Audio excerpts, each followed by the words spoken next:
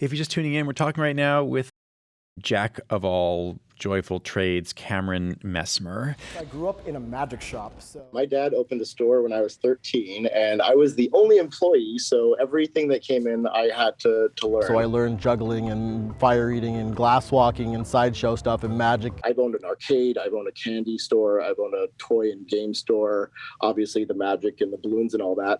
He moved to Portland right before the pandemic with hopes of using his magic skills at birthday parties. He was going to start a career as a variety entertainer for parties and other events under the name Daredevil Circus Wizard.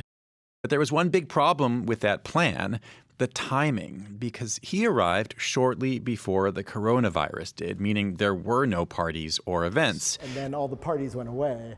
We moved out here. We were kind of underhoused at the moment, so we lived in a trailer. That was a tough year right before the pandemic. So it was all starting over in a new state and a new place. It was taken off, and then the pandemic hit. So he pivoted. He became a balloon artist.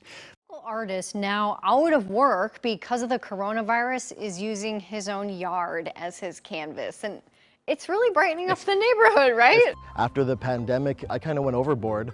it was like an event. People in the neighborhood would come, people would drive to come see. I did a sun with clouds. That was really cool. I did the octopus. The Joy Store popped into his head with one goal in mind. Messmer is able to give adults a chance to feel like a kid again and give kids the chance to make great memories.